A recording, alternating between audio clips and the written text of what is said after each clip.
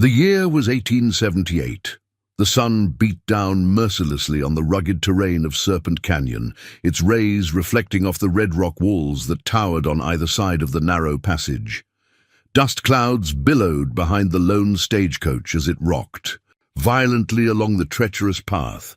Inside, 5 women from different walks of life clutched their belongings and the edges of their seats, their knuckles white with tension. None of them had chosen this journey willingly.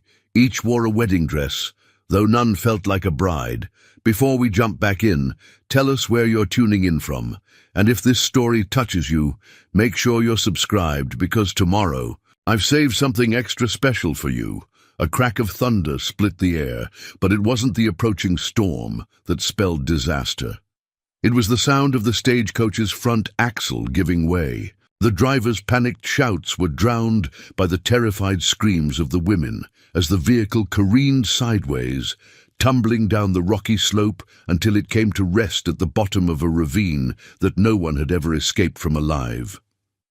No one, that is, except Marshall Reed Taylor. Eliza Montgomery straightened her back against the hard wooden seat of the stagecoach, her fingers nervously adjusting the lace collar of her wedding dress. The garment, though finely made, felt like a prison uniform. 3 weeks ago, she had been teaching at a schoolhouse in Boston, dedicated to educating young minds. Now she was on her way to marry a man she had never met, a cattle baron named Stuart Chambers, who had paid for her passage to the Arizona Territory. "You'll wilt that collar if you keep fussing with it," remarked the woman seated across from Eliza. Her accent was distinctly southern, her auburn hair arranged in elaborate curls beneath a small hat adorned with feathers. "Better to ruin the dress than to wear it perfectly to my own funeral," Eliza replied, meeting the woman's gaze. The southern belle laughed, a sound like delicate bells. "Vivian Beaumont," she introduced herself, extending a gloved hand. "Formally, of Charleston, South Carolina.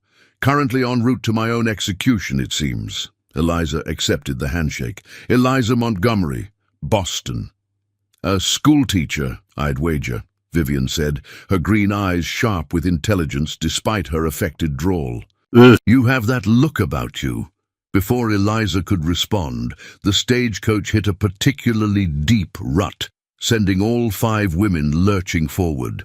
A small yelp came from the youngest among them, a fair-haired girl who couldn't have been more than 17. "Careful, darling," Vivian said to the girl. "Best save those tears for when you meet your groom." The driver's voice called down from above. "Serpent Canyon ahead, ladies. Hold tight, it's a rough passage." Eliza glanced out the small window. The landscape had changed dramatically since they'd left Cottonwood Springs that morning. Lush grasslands had given way to red rock formations that seemed to reach toward the sky like accusing fingers. The woman beside Eliza shifted uncomfortably. She was older than the rest, perhaps in her mid-30s, with streaks of grey in her dark hair and a permanent crease between her brows. She had introduced herself earlier as Ruth Bailey, a widow from Chicago. "I've heard tales about this canyon," Ruth said quietly. "They say there's no way through except the main path. If you get lost in its maze, you never find your way out." "Cheerful thought," commented the 5th woman, who had remained silent until now. Unlike the others, she wore no wedding dress, but a simple blue traveling suit. Her name was Sarah Cooper, and she had shared little about herself beyond that she was traveling to Junction City to handle personal business. The stagecoach began its descent into the canyon, the wheels finding less purchase on the steep, winding path. The driver cursed loudly as he struggled to control the 4 horses pulling the vehicle. "Perhaps we should have waited until after the spring rains," Vivian murmured, her composure finally showing cracks. "This doesn't feel safe." The young girl, who had introduced herself as Daisy Wilson, began to cry softly. "I want to go home. I never should have answered that advertisement. None of us should have," Ruth said with a sigh. "But when you're at the end of your rope, even a snake can look like a lifeline." Eliza understood this all too well. After her father's death had left her with his considerable debts and the school had closed due to lack of funding, her options had dwindled to either marrying a wealthy frontierman seeking a bride or facing debtor's prison. A sudden jolt threw them all forward again. This time, the stagecoach didn't right itself.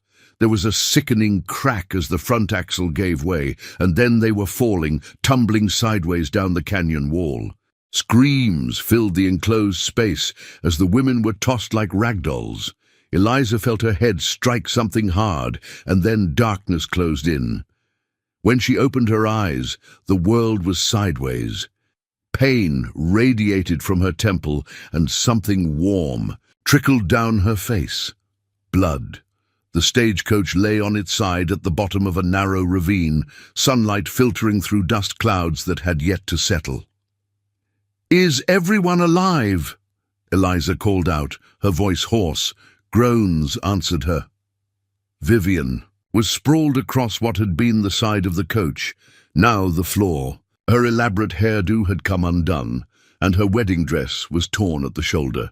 Ruth was struggling to free her leg from beneath a displaced trunk. Sarah appeared relatively unharmed, already working to open the door that now faced upward. Daisy was unconscious, a nasty gash across her forehead. "The driver!" Ruth gasped. "Someone needs to check on the driver."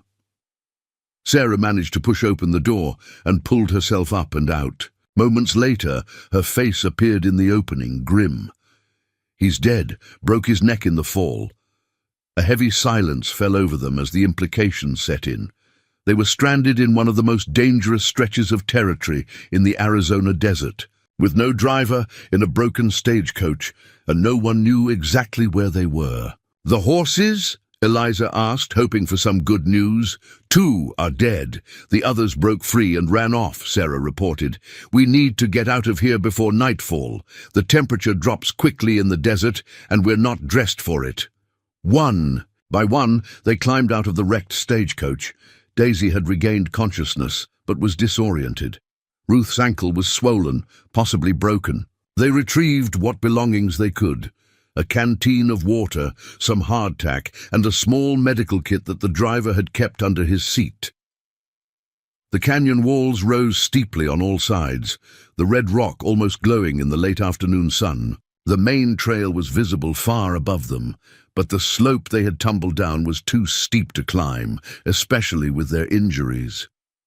"We're going to die here," Daisy whispered, looking around at the imposing walls. "Just like those other folks they talk about in Cottonwood Springs, the ones who got lost in Serpent Canyon and were never seen again." "We are not going to die," Eliza said firmly, though her own heart raced with fear. "There must be a way out." Sarah had climbed atop the overturned stagecoach and was scanning the canyon in all directions. "There," she said suddenly, pointing. "To the east. I see what might be a path leading through those rocks." The women gathered what they could carry and began to make their way toward the potential exit Sarah had spotted. Ruth leaned heavily on Vivian, wincing with each step. Eliza supported Daisy, who was still unsteady on her feet.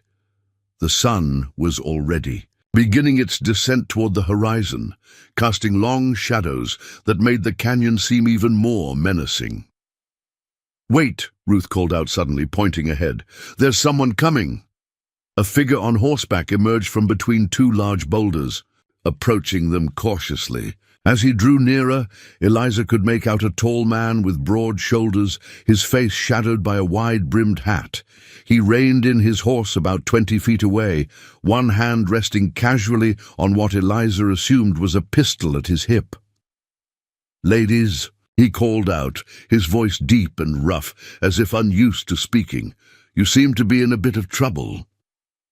"Our stagecoach overturned," Sarah replied, stepping forward. "The driver is dead, and we're trying to find a way out of the canyon." The man dismounted, revealing his full height, well over 6 feet.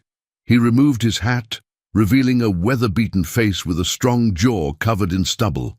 His eyes were an intense blue that stood out against his sun-darkened skin. "Name's Reed Taylor," he said, approaching slowly. Was a marshal in these parts until a few years back. His gaze took in their wedding dresses, and a hint of understanding crossed his features. Mail-order brides. Not by choice, Vivian retorted, her southern dignity asserting itself despite her disheveled appearance. Reed nodded thoughtfully. Junction City? Yes, Eliza confirmed. Do you know the way out of here? I do, Reed said, his expression grave. But it's not the way you came in, and it's not a journey to be taken lightly, especially not dressed as you are, with night coming on. We don't have much choice, Sarah pointed out. Unless you have a better suggestion? Reed considered this, then nodded toward a narrow opening between two rock formations about 100 yards away.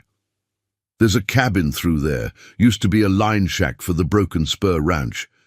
It's abandoned now, but it's a shelter. We can rest there tonight and figure out our next move in the morning. Preparing and narrating this story took us a lot of time, so if you are enjoying it, subscribe to our channel. It means a lot to us. Now, back to the story. Eliza exchanged glances with the other women. They had no reason to trust this stranger, but their options were severely limited. And why should we trust you? Ruth asked, voicing what they all were thinking. Reed's mouth quivered in what might have been a smile. Because I'm the only living soul who knows the way out of Serpent Canyon, and I'm offering to help. But if you'd prefer to take your chances, alone. He gestured to the vast, maze-like canyon around them. We'll go with you, Eliza decided, speaking for the group. The others nodded in agreement, even Ruth, though her expression remained wary. Reed helped Ruth onto his horse as she was struggling the most with walking.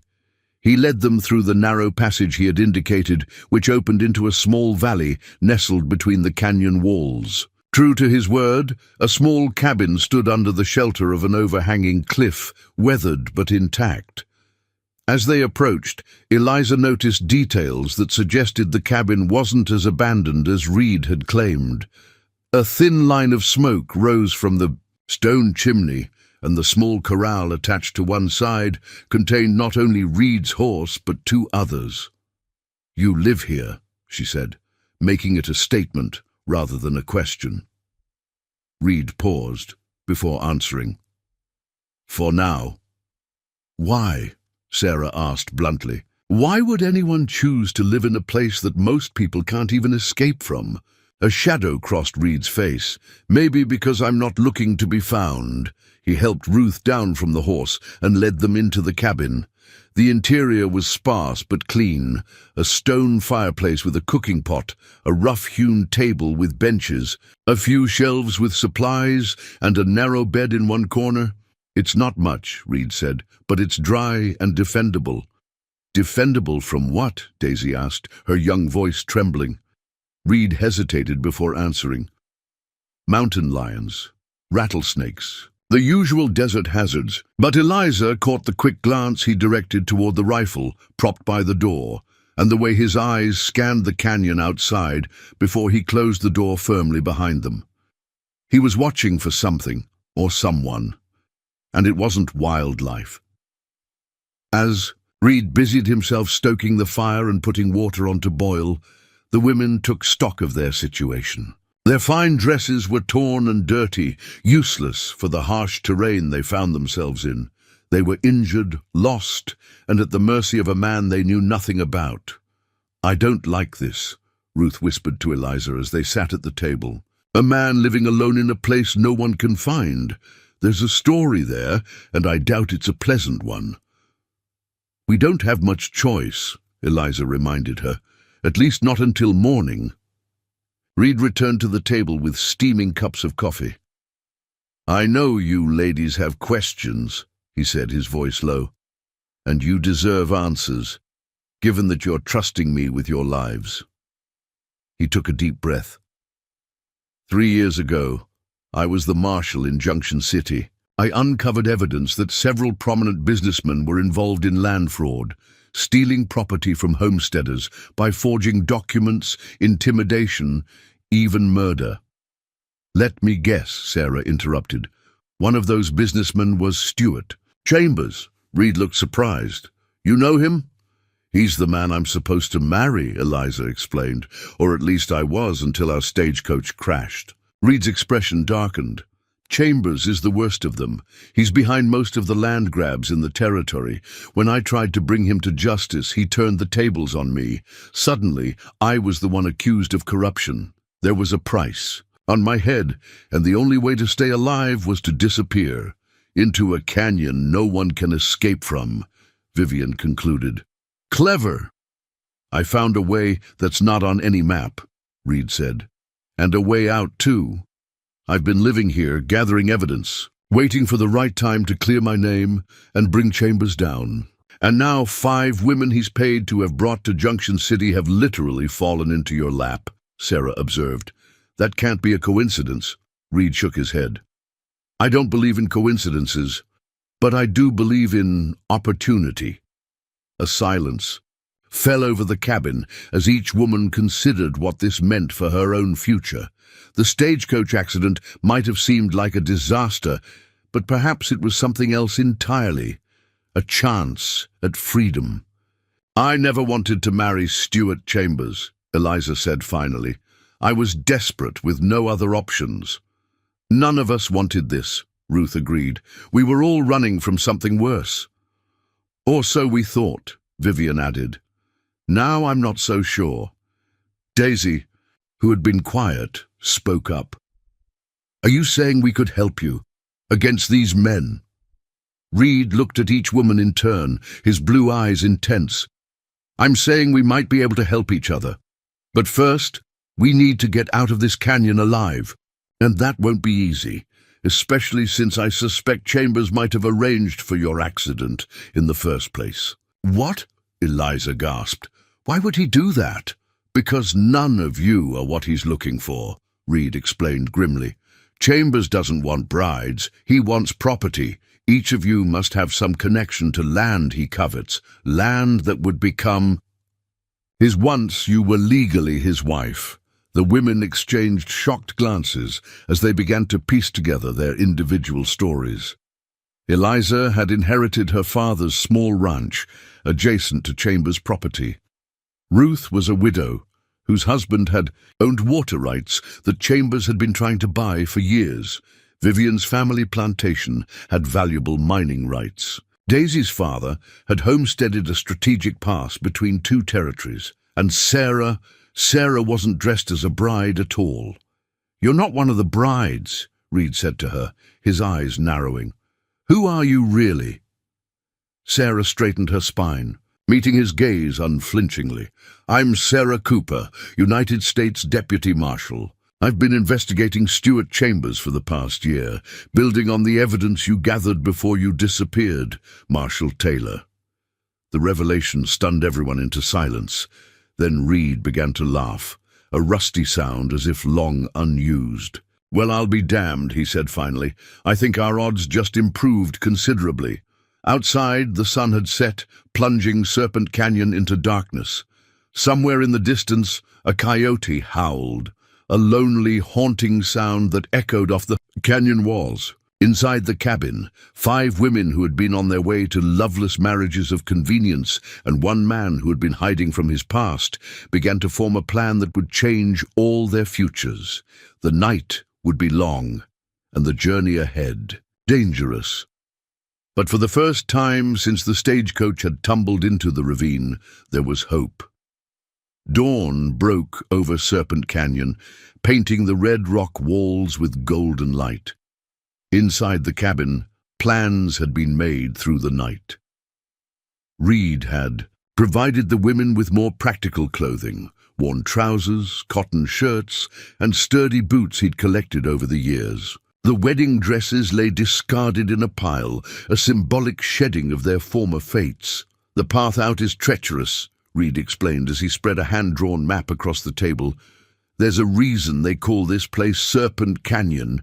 It twists and turns like a rattler, and just as deadly if you take a wrong turn. Deputy Marshal Sarah Cooper studied the map with a professional eye.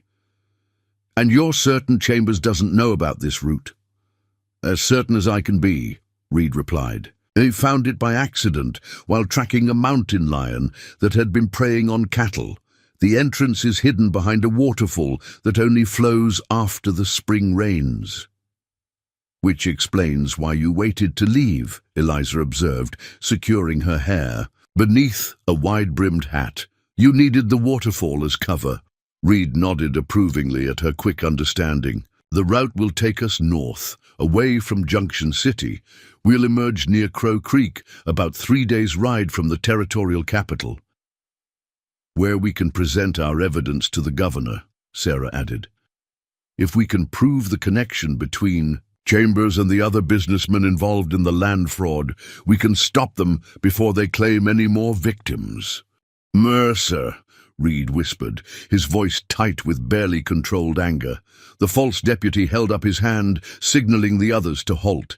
He dismounted and examined the ground carefully, touching the dirt and bringing his fingers to his nose. They split up. They heard him call to the others. Fresh tracks going both ways. One of the men pointed to the right fork. Looks like horse tracks heading that way. Mercer nodded slowly, but his eyes scanned the canyon walls with suspicion. For a heart-stopping moment, his gaze seemed to linger on their hiding place. Send Wilson and Bates down the right fork, he ordered. The rest of you come with me. We'll check this dead end first. Reed pulled back from the edge. They're coming this way. We need to move. The ledge they were on extended around the curve of the canyon wall, providing a precarious path forward. Single file, they began to make their way along it, keeping their backs pressed against the rock face. The drop to their left was at least 60 feet, not necessarily fatal, but certainly incapacitating if anyone fell. Behind them, they could hear Mercer and his men reaching the base of the chimney. They climbed up, a gruff voice called out. I can see scuff marks on the rock. Follow them, came Mercer's cold reply. The sound of boots scraping against stones spurred the group forward. Reed led them around a bend in the ledge where it widened, into a small plateau. From there, a steep but manageable slope led upward toward the rim of the canyon. This way, he urged. Once we reach the top, we can lose them in the maze of gullies up there. Ruth was struggling now, her face pale with pain as she forced her injured ankle to support her weight on the uneven terrain. Without a word, Reed swept her up into his arms and continued climbing. The sun had set by the time they reached the canyon rim, casting long shadows that both concealed them and made the footing treacherous. Behind them, Mercer and 3 of his men had reached the ledge and were giving chase. The top of the canyon was a desolate landscape of wind-carved rock formations, stunted juniper trees, and loose shale that shifted underfoot. Reed set Ruth down, gently behind a large boulder. We can't outrun them, he said, his breath coming hard. Not carrying Ruth and not with Daisy still weak from her injury. So we fight, Sarah stated, checking her weapon. Reed shook his head. Not all of us. You need to get the evidence to the governor. He reached into his shirt and withdrew a small oilskin packet. Everything I've gathered on Chambers and his operation is in here. Names, dates, forged documents, witness statements. It's enough to bring them down. And what about you? Eliza asked, already guessing his intention. I'll lead them away, Reed replied. Give you all a chance to reach the waterfall. It's about 3 miles northeast of here. He pointed toward a distant ridge. Follow that ridgeline. You'll hear the water before you see it. You'll be outnumbered 4-1, Sarah protested. A grim smile touched Reed's lips. Better odds than I've had lately? Vivian stepped forward, her green eyes flashing with determination. I'm staying too. 2 guns are better than 1. You don't even have a gun, Reed pointed out. Then give me yours, she retorted. I grew up hunting on my daddy's plantation. I can outshoot most men. Reed studied her for a moment, then handed her his revolver. 6 shots, don't waste them. Sarah reluctantly accepted the packet of evidence. We'll get this to the governor, and then we'll come back for you. Don't make promises you can't keep, Deputy, Reed said quietly. Just make sure Chambers pays for what he's done. The sound of loose rocks sliding down the slope behind them signaled their pursuers' approach. There was no more time for debate. "Go!" Reed urged. "Stay low and keep moving." Eliza hesitated, something unspoken passing between her and Reed. In the short time they had known each other, a connection had formed, one based on mutual respect and shared determination rather than the false promises of the mail-order arrangement she had nearly entered into. "This isn't goodbye," she told him firmly. "No, Mom," he agreed, a hint of warmth in his blue eyes. "Just see you later." With Sarah supporting Ruth and Eliza helping Daisy, the four women began making their way along the ridgeline, keeping low, to avoid being silhouetted against the darkening sky. Behind them, Reed and Vivian took positions on either side of the path their pursuers would take. They didn't have to wait long. The crack of gunfire echoed across the canyon rim as night fell. Completely, Eliza fought the urge to look back, focusing instead on the path ahead and the responsibility they now carried. Not just the evidence against Chambers, but the stories of countless victims who had suffered at his hands. The four women moved as quickly as they could across the rocky terrain, guided by starlight and Sarah's experience in wilderness navigation. Ruth bore her pain stoically, determined not to slow them down. Daisy had found new reserves of strength, her young face set with purpose. "Listen," Sarah said suddenly, halting their progress. "Do you hear that?" At first, Eliza heard nothing but the whisper of the desert wind. Then faintly came the distinctive sound of water falling onto rocks. "The waterfall," she breathed. "We're close." A flicker of hope kindled in their hearts as they adjusted their course toward the sound. Behind them, the gunfire had ceased. Whether that meant victory or defeat for Reed and Vivian, they could not know. What they did know was that their journey was far from over. The waterfall was merely the gateway to the next phase of their escape.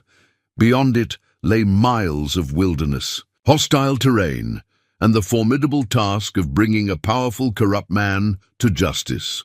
But they were no longer unwanted brides being delivered to a fate they had not chosen. They were women, with agency, with purpose, and with a story that was still unfolding with each step they took toward freedom. As the sound of falling water grew louder, Eliza allowed herself a moment of reflection. The stagecoach accident that had seemed like disaster had become instead the first chapter in a story of liberation. What had begun as a journey toward captivity had transformed into a path toward justice, and somewhere behind them in the darkness, she had to believe that Reed Taylor and Vivian Beaumont were still fighting, still alive, and would find their way back to complete this unexpected circle of allies that fate had drawn together in Serpent Canyon. The waterfall cascaded down the sheer rock face, a silver veil in the moonlight.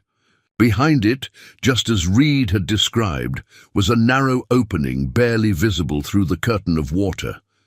Sarah led the way, ducking through the spray with Ruth leaning heavily on her shoulder. Eliza followed with Daisy close behind, both women, gasping as the cold water soaked through their clothing. Inside, the passage was pitch black. Sarah struck a match, revealing a low-ceilinged tunnel that stretched into darkness. "Reed said to follow it for about half a mile," Sarah recalled, her voice echoing oddly in the confined space. "It should lead to a series of caverns that eventually open onto the northern side of the mesa." The match burned down to Sarah's fingers, and she shook it out with a muttered curse. "We'll have to feel our way through. Everyone hold on to the person in front of you." Single file, they began their journey through the darkness. The floor of the tunnel was surprisingly smooth, worn down by centuries of seasonal water flow. The air grew cooler as they moved deeper into the mountain, carrying the musty scent of damp stone and minerals. Time lost all meaning in the darkness. It could have been minutes or hours that they walked, their progress slow due to Ruth's injury and their collective exhaustion. Occasionally, Sarah would strike another match to check their path when the tunnel branched, always choosing the route that sloped gently upward as Reed had instructed. "What do you think happened to them?" Daisy whispered, breaking the tense silence. "To Reed and Vivian?" No one answered immediately. The question had been weighing on all their minds since they'd heard the gunfire cease. "They're alive," Eliza said finally, with more conviction than she felt. "Reed survived 3 years in this canyon. He knows how to handle himself." "And Vivian is tougher than she appears," Ruth added. "Don't let those fancy manners fool you." A faint rumble reached their ears, followed by a distant echo of gunfire. "They're still fighting," Sarah observed grimly, "but the sound is coming from behind us. They must have circled back toward the waterfall." "We need to move faster," Eliza urged. "If Mercer and his men discover this passage—" They quickened their pace as much as Ruth's injury would allow. The tunnel began to widen, the ceiling rising until they could stand upright comfortably. Sarah's next match revealed that they had entered a vast cavern, its walls glittering with mineral deposits that reflected the tiny flame like thousands of stars. "It's beautiful," Daisy breathed, momentarily distracted from their perilous situation. "And dangerous," Sarah warned, pointing to where the smooth path they had been following disappeared into a jumble of fallen rocks. "We need to cross this carefully." The cavern floor was treacherous, littered with loose stones and slick with moisture from water that dripped steadily from stalactites above. Ruth struggled with each step, her face tight with pain despite her stoic silence. They were halfway across when a distant echo reached them. Voices, followed by the splash of water. "They've found the entrance," Sarah said tersely. "We need to hurry." Ruth stumbled, her injured ankle finally giving way. "Leave me," she gasped. "I'm slowing you." "Down. That's not happening," Eliza said firmly. She and Sarah positioned themselves on either side of Ruth, supporting her weight between them. The far side of the cavern presented a new challenge, a narrow crevice that they would need to squeeze through to continue forward. "I'll go first." Daisy volunteered, her slight frame an advantage in the confined space. She slipped through easily, calling back that the passage widened again on the other side. Getting Ruth through proved more difficult. The pain of maneuvering her injured body through the tight space nearly caused her to pass out, but she bit down on her sleeve to muffle any sounds that might echo back to their pursuers. Once through the crevice, they found themselves in another tunnel, this one sloping distinctly upward. A faint glow of light was visible in the distance. "Moonlight," Sarah whispered. "We're close to the exit." The sound of pursuit grew louder behind them, the scrape of boots on stone, muffled voices, echoing through the cavern they had just left. Their lead was shrinking rapidly. The tunnel ended abruptly at a vertical shaft with crude handholds carved into the rock wall. Above, a circle of night sky was visible, studded with stars. "One last climb," Sarah encouraged. "I'll go first and help pull you up." The deputy marshal ascended swiftly, her movements confident despite her fatigue. From the top, she reached down to help Daisy, who scrambled up next. Ruth looked at the shaft with despair. "I can't," she said, her voice breaking. "My arms don't have the strength left." "Yes, you can," Eliza insisted. She positioned herself below Ruth. "Step on my shoulders. I'll boost you up as far as I can." With this assistance, Ruth managed to reach the handholds high enough for Sarah and Daisy to grasp her arms and pull her the rest of the way. Eliza began her own ascent immediately after, adrenaline giving her strength as the voices of their pursuers grew dangerously close. She was halfway up when a shout echoed from below and a gunshot ricocheted off the rock near her head. Loose fragments stung her cheek as she pressed herself against the wall, frozen in terror. "Eliza, move!" Sarah called from above, firing her revolver down the shaft to provide covering fire. The exchange of gunfire galvanized Eliza into action. She scrambled upward, reaching desperately for the hands extended toward her. Sarah and Daisy seized her wrists and heaved, dragging her out of the shaft just as another bullet whizzed past. They found themselves on a rocky ledge overlooking a vast moonlit landscape. The northern side of Serpent Canyon stretched below them, giving way to rolling hills and, in the far distance, the faint glow of lights that must be Crow Creek. "Freedom," Daisy breathed. "Not yet," Sarah cautioned, helping Ruth to her feet. "We need to collapse this exit." Together, they pushed a large boulder toward the opening of the shaft. It teetered on the edge, then dropped with a resounding crash, followed by a cry of pain from below. "That won't hold them for long," Sarah warned. "We need to keep moving." They set off along the ledge, which gradually widened into a natural path leading down the northern face of the canyon. The terrain was easier here than on the southern rim, with more vegetation and gentler slopes. Still, their progress was painfully slow with Ruth's injury and their collective exhaustion. Dawn found them at the base of the canyon, sheltering in a grove of cottonwood trees beside a small stream. Ruth could go no further without rest, and even Sarah, with all her training, was staggering with fatigue. 2 hours, the deputy marshal decided. We rest for 2 hours, then press on to Crow Creek. While Sarah took the first watch, Eliza helped. Ruth removed her boot to check her ankle. The swelling had worsened considerably, the skin mottled with bruising. "This needs a doctor," Eliza said worriedly. "First, we need to reach civilization," Ruth replied with grim humor. "Then worry about doctors." Daisy had already fallen asleep, curled up like a child beneath a tree. Despite everything they had endured, she looked peaceful, her young face relaxed in slumber. "She's stronger than she looks," Ruth observed, following Eliza's gaze. "We all had to be to end up in this situation in the first place." Eliza nodded thoughtfully. "What was your story, Ruth, if you don't mind my asking? What led you to answer an advertisement for a mail-order bride?" Ruth was silent for a long moment, her weathered face pensive. "After my husband died, his creditors, and took everything. The water rights to our land were all I had left. When they tried to force me to sell those too, becoming a mail-order bride seemed like the only escape." She laughed bitterly. "Out of the frying pan, into the fire, as they say. And now I'm thinking I'd rather die free than live as anyone's property." Ruth's eyes, though tired, held a newfound determination. "What about you, schoolteacher? What drove you to such desperate measures?" Eliza sighed, leaning back against a tree trunk. "My father's debts. The school is closing. Limited options for a woman alone." She shrugged. "The usual story, I suppose. And an unusual ending," Ruth mused. "If we survive to see it through." They fell silent, each lost in her own thoughts. Despite her exhaustion, sleep eluded Eliza. Her mind kept returning to Reed and Vivian, wondering if they had survived, if they might somehow follow the same route and join them.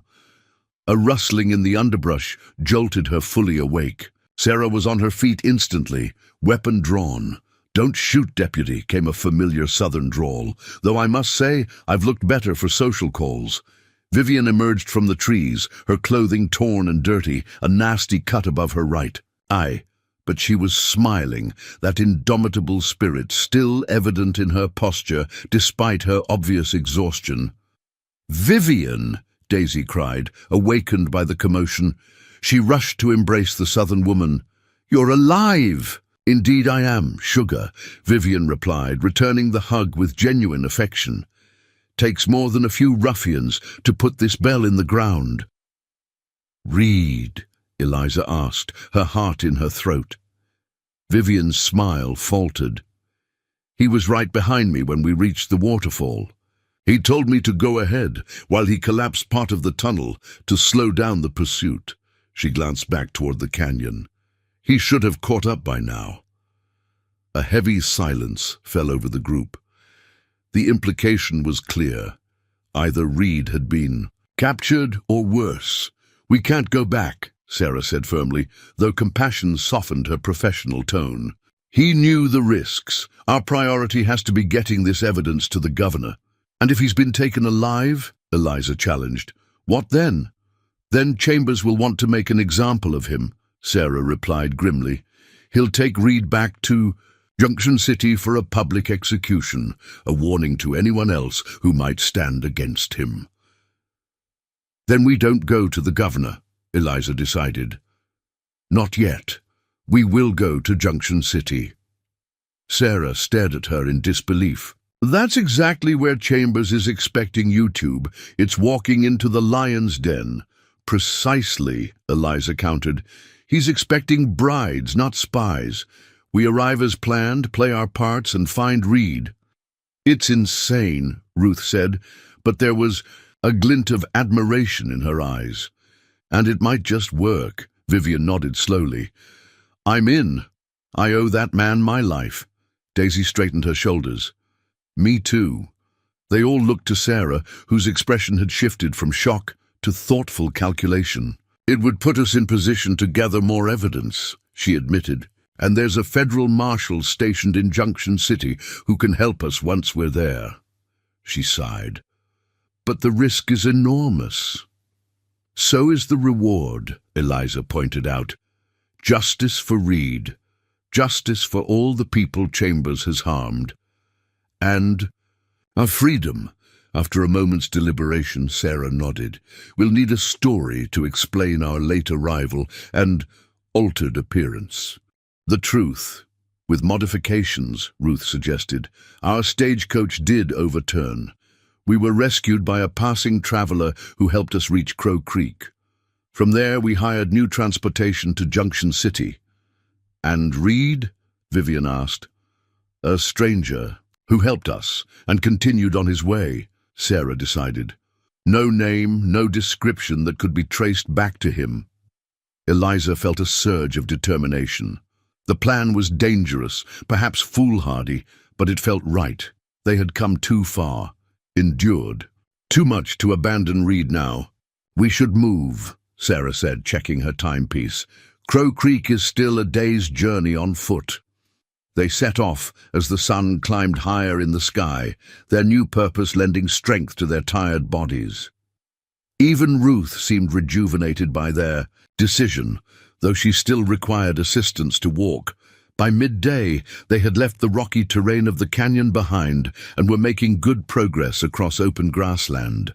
The sun beat down mercilessly, but frequent stands of trees provided brief respite from the heat. There, Sarah said suddenly, pointing to a plume of dust in the distance. Riders. They quickly took cover in a nearby thicket, watching anxiously. As the riders approached, there were 3 of them, cowhands by the look of their attire, driving a small herd of cattle toward the north. This could be our chance for faster transportation, Sarah suggested. Legitimate travelers with a reasonable explanation for our condition, the plan was quickly formed. Sarah and Vivian would approach the cowhands, while Eliza remained with Ruth and Daisy in the shelter of the trees. If anything seemed suspicious, they would retreat and continue on foot. From her hiding place, Eliza watched as Sarah and Vivian emerged onto the trail, waving to attract the riders' attention. The men reined in their horses, clearly surprised to find 2 women alone in such remote territory. The conversation was too distant to overhear, but after several minutes of animated discussion, Sarah turned and beckoned to the others. The cowhands had agreed to escort them to Crow Creek. By sunset, they had reached the outskirts of the small settlement. Crow Creek was little more than a trading post, a livery stable, and a handful of buildings clustered around a dusty main street. But after their ordeal, it seemed like paradise. The cowhands directed them to the town's only boarding house, a 2-story structure with a wide porch and peeling paint.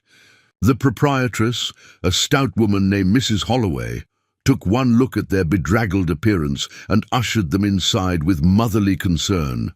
"Land sakes, what happened to you poor dears?" she exclaimed, bustling about to prepare hot water and food.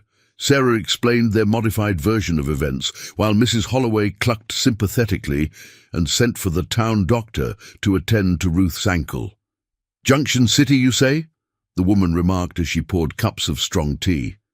"That's a 2-day ride from here," The stage comes through tomorrow afternoon. We'll need to purchase tickets, Eliza said, suddenly realizing a practical problem. And we have no money. I have emergency funds, Sarah revealed quietly. Enough for passage to Junction City and some basic necessities. Dr. Miller arrived. Shortly thereafter, a kindly older gentleman who examined Ruth's ankle with practiced hands. A bad sprain, he confirmed. You're lucky it's not broken. Stay off it for a week, and it should heal well. I don't have a week, Ruth told him. We need to reach Junction City as soon as possible. The doctor frowned, but provided a proper bandage and a crutch fashioned from a sturdy branch. At least, try to rest it when you can, he advised. That night, clean and fed for the first time in days, the 5 women gathered in the room they shared at the boarding house. Tomorrow we return to being brides, Sarah said, laying out their plan. Mrs. Holloway has agreed to help us find suitable clothing. We'll take the afternoon stage to Junction City, arriving the day after tomorrow. And then? Daisy asked nervously. Then we play our parts, Vivian replied. We become the women Stuart Chambers and his associates are expecting, docile, grateful, and completely unthreatening. Once in Junction City, I'll make contact with Marshal James Wilson, Sarah continued. He's been investigating Chambers from his end, but lacked the evidence to move against him. And Reed, Eliza pressed. Sarah's expression grew solemn. If he's been captured, they'll keep him alive until they can make a public example of him. That gives us time, if he's still free. She shrugged. Reed Taylor is the most resourceful man I've ever known. If anyone can survive out there, it's him. As the others drifted off to sleep, Eliza remained awake, staring out the window at the star-filled sky. The same stars would be shining over Serpent Canyon, over the waterfall, over the path they had traveled. Perhaps Reed was looking at them too, wherever he was. Find your way back, she whispered to the night. Find your way to us. Tomorrow they would begin the most dangerous part of their journey, not across wild terrain, but into the heart of their enemy's domain. They would trade the physical perils of the canyon for the equally deadly hazards of deception and intrigue. 5 women who had started as unwilling brides were now willing conspirators, united by shared danger and a common purpose. Their stagecoach had overturned, but their lives had been set right, given direction and meaning beyond what any of them could have imagined when they first agreed to marry strangers in a distant town. Whatever awaited them in Junction City, whether rescue or reckoning, they would face it together. The stagecoach to Junction City was more luxurious than the one that had carried them into Serpent Canyon, with well-padded seats and springs that absorbed most of the bumps in the road. For Eliza, sitting primly in a borrowed calico dress, the contrast was almost surreal. Just days ago, they had been fighting for their lives. Now they were playing the roles of demure brides-to-be once more. Mrs. Holloway had been remarkably resourceful, providing them with clothing appropriate for their stations, nothing as elaborate as wedding dresses, but respectable attire that would not raise suspicions. The kindly widow had also offered them a wealth of information about Junction City and its prominent citizens, intelligence that might prove invaluable in the days ahead. Stuart Chambers holds court at the Grand Hotel every evening, Eliza recalled. As the stagecoach rumbled westward, most of the town's business deals are conducted in its dining room. Sarah nodded, her expression neutral, though her eyes remained vigilant.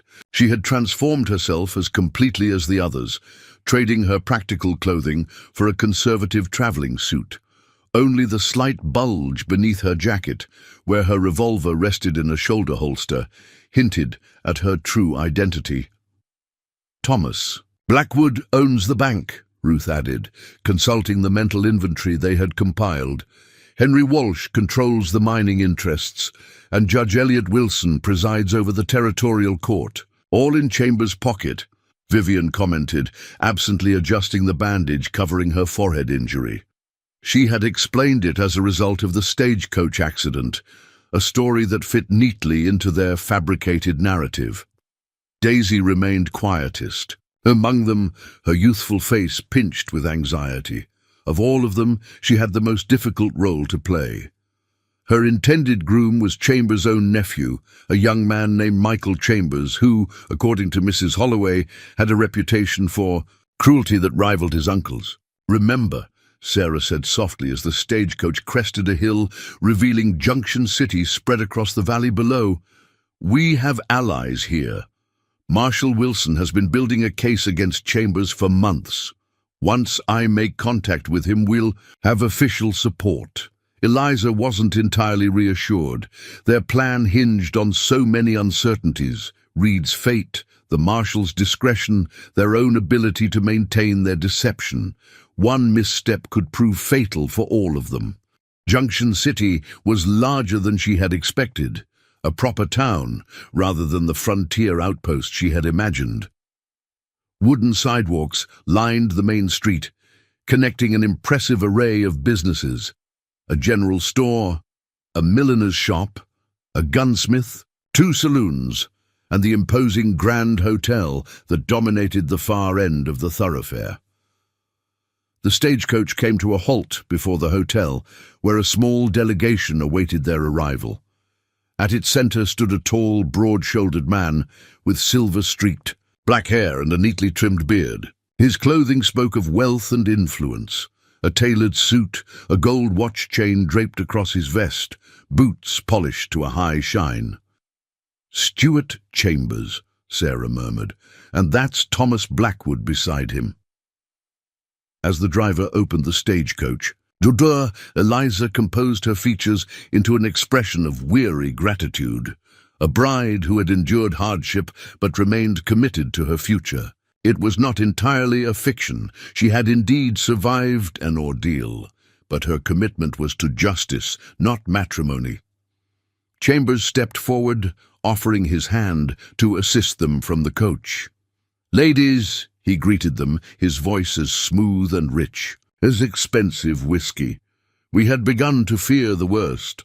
Welcome to Junction City." One by one, they descended from the stagecoach, each acknowledging Chambers with appropriate deference. Eliza, as the intended bride of the man himself, was last to emerge. "Miss Montgomery," Chambers said, taking her gloved hand in his. "A pleasure to finally meet you in person. Your letters did not do justice to your beauty." Eliza forced a smile, fighting the revulsion that threatened to surface. This was the man who had arranged for them to die in Serpent Canyon, who had built his empire on theft and murder, who might at this very moment be holding Reed prisoner. "Mr. Chambers," she replied, her voice steady despite her inner turmoil, "I apologize for our delayed arrival. We encountered difficulties along the way." "So, I understand," Chambers said, his gaze sweeping over their group, lingering briefly on Vivian's bandaged forehead and Ruth's crutch. "A terrible accident. You're fortunate to have survived." "Indeed," Eliza agreed, meeting his eyes without flinching. "Fortune has smiled upon us." Something flickered across Chambers' face, a momentary narrowing of his eyes, quickly masked by renewed hospitality. "You must be exhausted. I've arranged rooms for you all here at the Grand Hotel. The weddings were to have taken place yesterday, but under the circumstances, we've postponed them until this coming Sunday. 4 days from now." "How considerate," Vivian remarked with practiced sweetness. "My associate, Mr. Blackwood, will escort Mrs. Bailey to her accommodations," Chambers continued, gesturing to the banker who offered his arm to Ruth. "Mr. Walsh will arrive shortly to welcome Miss Beaumont, and my nephew is eager to meet Miss Wilson." He turned his attention back to Eliza. "I hope you'll join me for dinner this evening, Miss Montgomery. We have much to discuss regarding our future together." "I would be delighted," Eliza replied, the lie bitter on her tongue. As Chambers escorted her into the hotel's lavish lobby, Eliza caught Sarah's eye. The deputy marshal gave an almost imperceptible nod before departing, ostensibly to secure lodgings. "Elsewhere in town," In reality, she was going to make contact with Marshal Wilson and set the next phase of their plan in motion. The Grand Hotel lived up to its name, with crystal chandeliers, velvet draperies, and polished mahogany furnishings. Eliza's room on the second floor was similarly opulent, with a four-poster bed, a writing desk, and large windows overlooking the main street. Once alone, she sank onto the edge of the bed, finally allowing her composed facade to crumble. The proximity to Chambers had been more difficult than she had anticipated. Every instinct had screamed at her to confront him, to demand Reed's whereabouts, to expose his crimes then and there. Only the knowledge that such actions would doom them all had kept her silent. A soft knock at the door startled her. Composing herself quickly, she crossed the room and opened it to find Daisy, her face pale with distress. "I can't do this," the girl whispered as Eliza ushered her inside. "I just met Michael Chambers. Her voice broke. "He looked at me like I was a piece of merchandise. He talked about breeding heirs while examining my hips." Eliza embraced the trembling girl. "I know it's difficult," she soothed. "But remember why we're here. 4 days, Daisy. That's all we need to maintain this charade." Another knock interrupted them, this one firmer. When Eliza opened the door, a maid stood outside with an armful of dresses. "Compliments of Mr. Chambers, miss," the young woman said, bobbing a curtsy. "For you and the other ladies. He requests that you wear the blue one for dinner this evening." After the maid departed, Eliza examined the gown in question, an elaborate creation of blue silk and ivory lace, far too revealing for her taste. The message was clear. She was to be displayed like a prize, another possession in Chambers' collection. "He's asserting control," she murmured, "making sure we know our place." "What if they suspect something?" Daisy asked anxiously. "What if they already know about Reed? Then they would have arrested us on sight," Eliza reasoned. "No, I think our story has been accepted for now, but we need to be cautious." She glanced at the ornate clock on the mantel. "You should go before someone notices our meeting. We can't appear too familiar with each other." Once Daisy had left, Eliza turned her attention to preparing for dinner. The blue gown fit perfectly, suggesting that Chambers had obtained her measurements. Before her arrival, an unsettling thought. She arranged her hair simply but elegantly, applying the minimal cosmetics expected of a respectable woman meeting her future husband. The hotel's dining room was as grand as the lobby, with tables set, with fine china and silver, fresh flowers in crystal vases, and uniformed waiters attending to the guests. Chambers rose as Eliza entered, his appreciative gaze tracing her figure in a way that made her skin crawl. "Miss Montgomery," he said, pulling out her chair. "You look ravishing." "Thank you, Mr. Chambers," she replied, taking her seat. "The gown is beautiful, the first of many," he assured her. "I intend to spoil my wife thoroughly." The dinner proceeded with excruciating slowness. Chambers dominated the conversation, detailing his various business interests, his position in Junction City society, and his plans for their future together. Eliza responded appropriately, asking questions that showcased her intelligence without challenging his authority. "I understand you were a schoolteacher in Boston," Chambers remarked as dessert was served. "An admirable profession, though unnecessary once we're married. I prefer my wife to focus on social obligations and, of course, raising our children." "Of course," Eliza agreed, though inwardly she recoiled at the thought. "Though I hope I might continue my reading. I've always found literature so enriching. Within reason," Chambers allowed magnanimously, "though I must say your father's letter suggested you were more conventional in your thinking." Eliza froze momentarily. Her father had been dead for months before she answered the advertisement. Any letter Chambers had received must have been forged. My father was very protective, she recovered smoothly. He perhaps emphasized those qualities he thought would appeal to a potential husband. Chambers seemed satisfied with this explanation. As coffee was served, he steered the conversation toward local matters. "Have you heard of the notorious outlaw Reed Taylor?" he asked casually. Eliza's heart skipped a beat, but she maintained her composure. "I don't believe so," she replied. "Should I have?" "He was once a marshal in these parts," Chambers explained, watching her reaction closely. "Turned to corruption and fled when he was exposed. He's been hiding in the wilderness for years, but I'm pleased to say he was captured yesterday. He'll stand trial next week, a speedy affair, justice being what it is in the territories." "Is there any doubt of his guilt?" Eliza asked, struggling to keep her voice level. Chambers' smile didn't reach his eyes. "None whatsoever. The evidence is overwhelming. He'll hang by week's end, an example to others who might consider defying the law." The coffee turned bitter in Eliza's mouth. Reed was alive but condemned to death. The timetable of their plan had just become drastically compressed. "How fascinating," she managed to say. "The West certainly is more exciting than Boston." "Indeed," Chambers agreed, "though I assure you once we're married you'll be shielded from such unpleasantness. Now, tell me more about your journey here. I understand a stranger helped you after the accident." The abrupt change of subject was deliberate, Eliza realized. He was probing for inconsistencies in their story. "Yes," she confirmed. "A trader passing through. He didn't give his name, but he was kind enough to help us reach Crow Creek.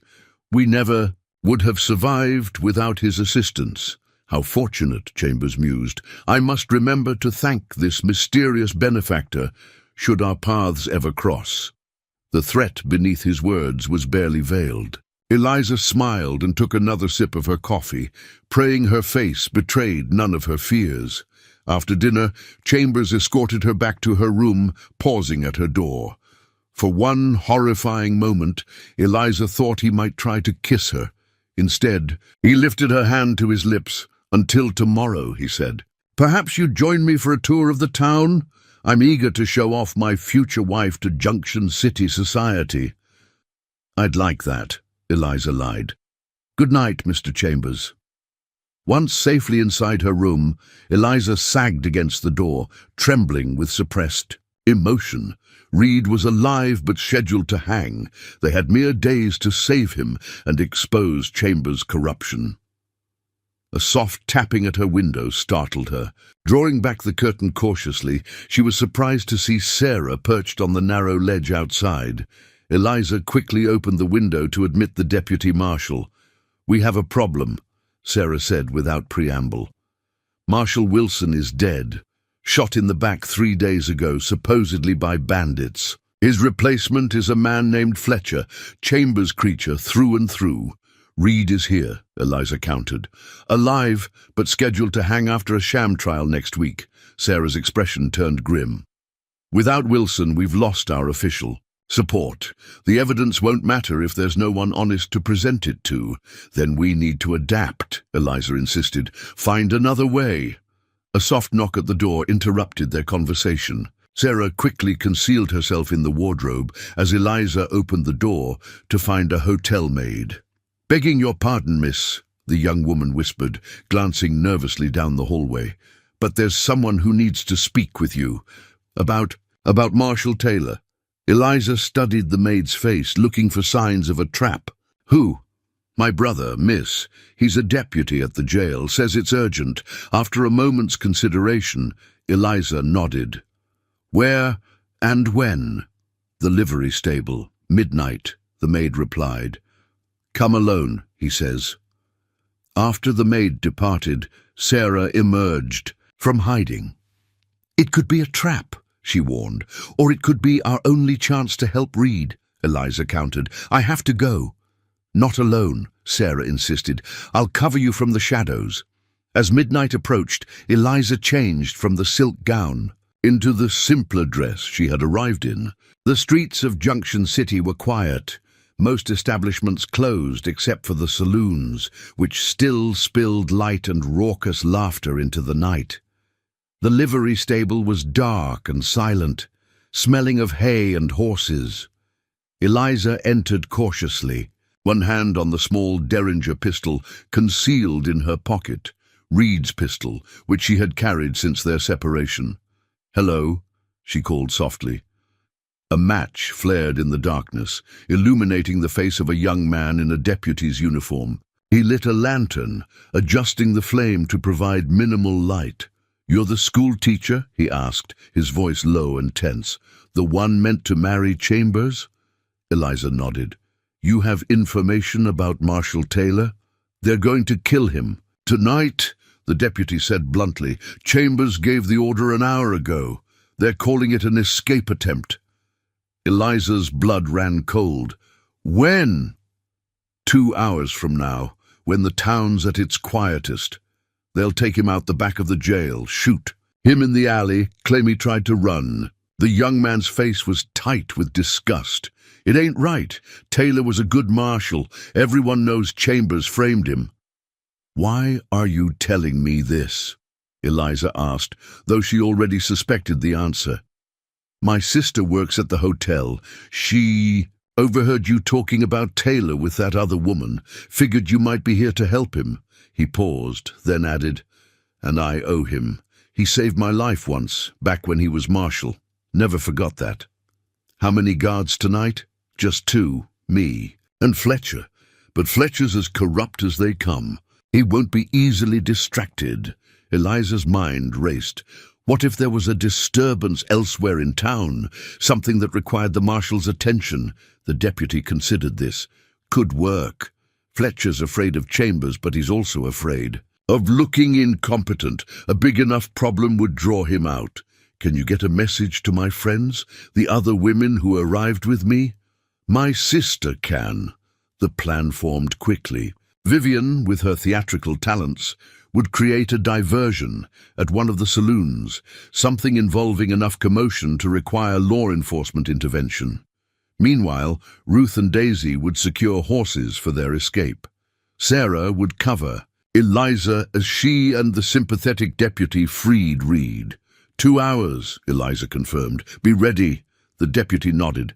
"Taylor's in the last cell. He's been beaten pretty bad, but he can walk. I'll have the back door unlocked."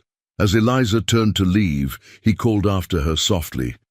"Miss, if this goes wrong—" "It won't," she assured him with more confidence than she felt. "But if it does run, don't let them connect you to this." Back at the hotel, Eliza relayed the plan to Sarah, who slipped away to coordinate with the others. Then she changed into the darkest clothing she had available, pinned up her hair securely, and waited, counting the minutes until it was time to act. Throughout her life, Eliza had followed rules, respected authority, done what was expected of her. Now she was about to commit a jailbreak, to defy the most powerful man in the territory, to risk everything for a man she had known less than a week. Yet she had never been more certain of anything in her life. Reed Taylor represented not just a man worth saving, but principles worth fighting for, justice, truth, and the freedom to choose one's own path. The same principles that had brought 5 disparate women together in common cause. As the appointed hour approached, Eliza slipped from her room and down the back stairs of the hotel. Outside, the night was cool and clear, stars blazing overhead just as they had above Serpent Canyon. She moved through the shadows toward the jail, her heart pounding, but her resolve unwavering. The unwanted bride had become an unlikely rescuer, and Junction City would never be the same after this night. The jail in Junction City was a squat brick building adjacent to the marshal's office. Eliza approached from the alley behind it, moving silently as Reed had taught them during their brief time together in the canyon. The memory of his patient instruction gave her strength now as she pressed herself against the rough wall, waiting for the signal. Somewhere across town, Vivian would be creating her diversion. The Southern Belle had been almost gleeful about her role, promising a performance that would draw every lawman within 10 miles. A muffled commotion reached Eliza's ears, shouting, followed by the crash of breaking glass. Moments later, a bell began to clang, the fire alarm. Vivian had outdone herself. The back door of the jail opened, and the young deputy peered out anxiously. "Miss Montgomery, it's time." She slipped inside, blinking as her eyes adjusted to the dimly lit corridor. The jail was small, with just 4 cells along one wall. 3 were empty. In the 4th, a figure sat slumped on a narrow cot. "Reed," Eliza whispered, rushing to the bars. He raised his head slowly, revealing a face battered almost beyond recognition. One eye was swollen shut, his lip split, dark bruises mottling his jaw. But his good eye widened in shock when he saw her. "Eliza?" His voice was a rasp. "What are you doing here?" "Breaking you out," she replied, as the deputy unlocked the cell. "A door. Can you walk?" Reed struggled to his feet, grimacing with pain. "Been better," he admitted. "Been worse, too." The deputy cast an anxious glance toward the front of the jail. "Marshal Fletcher left to check on the fire, but he'll be back soon when he realizes it's just a saloon brawl that got out of hand." "Then we need to move," Eliza said, supporting Reed as he limped from the cell. "The others are waiting with horses near the old mill." Reed leaned heavily on her shoulder as they made their way out the back door.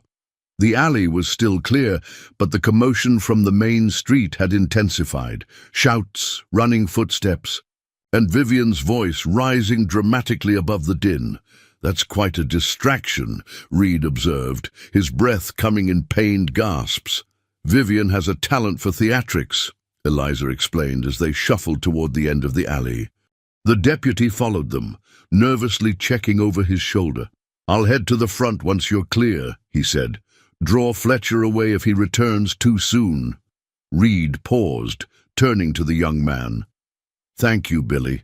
Your father would be proud." The deputy nodded, emotion flashing across his youthful features. "Just get that evidence to someone who can use it, Marshal." They parted ways at the alley's end, the deputy returning to the jail while Eliza and Reed continued toward the outskirts of town. The old mill stood as a dark silhouette against the night sky, its weathered structure long abandoned, but still a landmark for locals. Movement caught Eliza's eye, a figure emerging from the shadows, weapon drawn. She tensed, reaching for her pistol, then relaxed as Sarah stepped into view. "You got him," the deputy marshal said, relief evident in her voice. She quickly assessed Reed's condition with a professional eye. "Can you ride?" "If the alternative is staying here, I can fly," Reed replied grimly. Sarah led them behind the mill, where Ruth and Daisy waited with 5 saddled horses. Ruth had discarded her crutch, though she still favored her injured ankle. Daisy sat straight in her saddle, her youthful face set with determination that made her look years older. "Where's Vivian?" Eliza asked as she helped Reed mount. "Creating the performance of a lifetime," Ruth said with grudging admiration. "She'll meet us at the rendezvous point." They set off at a gentle pace, avoiding the main roads out of town. Reed hunched forward in his saddle, clearly in pain but refusing to slow their progress. Once they were beyond the town limits, Sarah increased their speed to a steady trot. "The territorial governor is in Silver Creek," she explained as they rode. 2 days' hard ride from here. If we push through the night, we can be halfway there by dawn. Chambers won't wait to pursue us," Reed warned. "When he discovers I'm gone, he'll send every man he can spare." "That's why we need Vivian to join us quickly," Sarah replied. "Her absence will be noted by morning, if not sooner." They continued in silence, the rhythmic sound of hoofbeats and the occasional call of a nightbird, the only interruptions. Eliza rode beside Reed, casting worried glances at his slumped figure. "How badly are you hurt?" she asked quietly. "Couple of broken ribs," he admitted. "Nothing that won't heal." "They were going to kill you tonight," Reed nodded. I figured as much when Fletcher started talking about how prisoners sometimes try to escape. A wry smile tugged at his split lip. Never thought I'd be the one escaping for real. When we reached Junction City and heard you'd been captured, I couldn't, Eliza began, then stopped, unsure how to express the fear she had felt, the determination that had driven her to risk everything. You could have continued to the governor without me, Reed said. It would have been safer. We don't abandon our own, Eliza stated firmly. Something shifted in Reed's expression, a softening around his eyes, a vulnerability beneath the stoic exterior. No, he agreed quietly. I'm learning that. A sound in the distance brought their conversation to an abrupt halt, the thunder of approaching horses. Riders coming, Sarah warned, reining in her mount. Fast! They took cover in a stand of cottonwood trees, weapons ready as the riders approached. But it was a single horse that emerged from the darkness, its rider bent low over its neck, pushing the animal to its limits. Vivian, Daisy breathed in relief. The southern woman pulled her exhausted horse to a stop beside them, her elaborate hairstyle now in disarray, her clothing disheveled, but her eyes were bright with exhilaration. Sorry, I'm late, she drawled. My adoring audience demanded an encore. What happened? Ruth demanded. Vivian's expression sobered. I may have been a bit too convincing. When I accused the bartender of cheating at cards and threw whiskey on the stove, things escalated rather quickly. She shrugged delicately. The resulting fire was entirely accidental. You set the saloon on fire? Sarah asked incredulously. Only a small portion of it, Vivian defended. Hardly more than a curtain or two, but it certainly drew attention away from the jail. She turned to Reed, her eyes widening at his condition. My goodness, Marshall, you look terrible. And you look like a woman who just burned down a saloon, he replied with a hint of amusement. Remind me never to play cards with you. Their banter was cut short by Sarah's raised hand. More riders, she warned. At least 6, maybe more. Chambers. Men, Reed confirmed grimly. We need to move. They set off at a gallop, pushing their horses as hard as they dared in the darkness. The terrain worked in their favor, uneven and dotted with vegetation that made pursuit difficult, but their lead was tenuous at best. We can't outrun them indefinitely, Sarah called over the drumming of hooves. Not with Reed injured and our horses already tired. There's a place, Reed shouted back. An old trading post about 10 miles ahead, abandoned now but defendable. They rode without stopping, the sounds of pursuit fading and then returning. As their hunters adjusted their course, dawn was breaking by the time the trading post came into view, a small collection of log buildings surrounded by the remnants of a palisade wall. Not much, but it'll have to do, Reed said, as they dismounted in the overgrown courtyard. The main building was still relatively intact, its thick walls and small windows designed to withstand attacks from hostile natives in years past. They led the horses inside, then quickly took stock of their situation. Sarah distributed the weapons they had managed to acquire. 2 revolvers, Reed's Winchester rifle which the deputy had recovered, and their assorted knives. Ammunition was limited, their supplies even more so. We can hold them off for a while, the deputy marshal assessed, but eventually they'll overwhelm us by sheer numbers. We don't need to defeat them, Reed pointed out. Just delay them long enough for some of us to reach the governor. The implication was clear. A rear guard would stay behind while others continued the journey. Before anyone could object, Reed continued. Sarah needs to go. She's the only one, with official standing, who can present the evidence. He nodded to the oilskin packet she still carried. And she'll need at least one person with her. I'll go, Daisy volunteered, surprising them all. I'm the lightest rider and the youngest. I can keep up with Deputy Cooper. Eliza saw the logic but hesitated to send the girl into further danger. Daisy, I'm not a child, Daisy interrupted firmly. I've come this far. Let me do this. After a moment's consideration, Sarah nodded. We'll take the 2 freshest horses and leave as soon as we've rested them a bit. What about Chambers? Ruth asked. Once he realizes we've fled, he'll know his secret is out. He might run. He won't, Reed said with certainty. Men like Stuart Chambers don't run. He'll try to eliminate the threat first. It's all he knows. Sound of approaching riders ended their discussion. Through gaps in the boarded windows, they could see dust rising on the horizon. At least 8 men, Sarah assessed. Maybe more behind them. Take positions, Reed ordered, falling naturally into his role as marshal, despite his injuries. Sarah, you and Daisy get ready to leave through the back when I give the signal. The rest of us will cover you. They moved quickly to secure the building, barricading doors, and taking positions at windows with the best fields of fire. Reed, despite Eliza's protests, insisted on manning the front window where he could direct their defense. Been waiting 3 years to face Chambers and his men, he said, checking the Winchester with practiced hands. Not about to hide now. The riders approached cautiously, spreading out to surround the trading post.